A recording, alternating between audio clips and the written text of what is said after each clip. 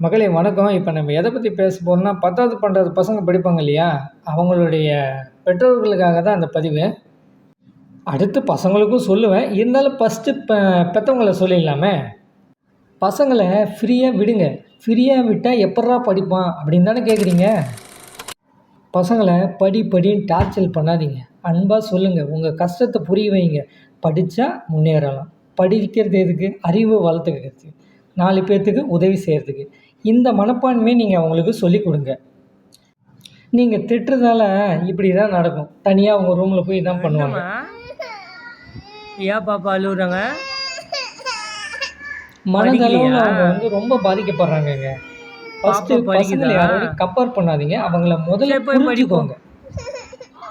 ஓவரா ஸ்ட்ரெஸ் ஆனாங்க அப்படின்னா, பசங்களால படிக்க முடியாது. உடம்பு சரியில்லாம தான் போகும். சரிங்களா? அதுக்காக தான் நம்ம இவ்வளோ சொல்றதாகுது. இப்போ பையன் என்ன பண்ணுவான், நைட்டு 12 மணி வரைக்கும் படிப்பான்.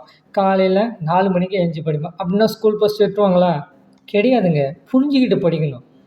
அத அவன் மனது விருப்பத்தோட படிச்சான் அப்படின்னா, கண்டிப்பா சக்ஸஸ் தான். இப்ப பசங்களா உங்களுக்கு தான்.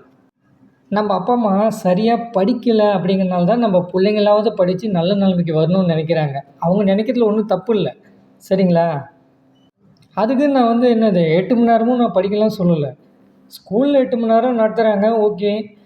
வீட்ல ஒரு 1 ஹவர், 2 ஹவர்ஸ் படிங்க. அவ்வளோதான் நான் சொல்ல வரேன். ஓகேங்களா?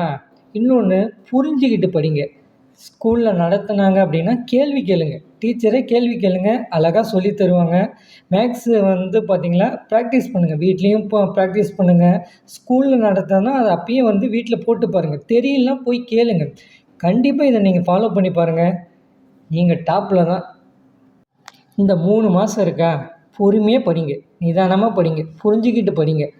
சரிங்களா? அவங்களுக்காக, இவங்களுக்காகலாம் படிக்காதீங்க. உங்களுக்காக படிங்க. ஓகேங்களா? நல்லதே நடக்கும். அனுபவத்த சொல்ற பசங்களா படிச்சுக்கோங்க. வாழ்க்கையில உருப்பட்டு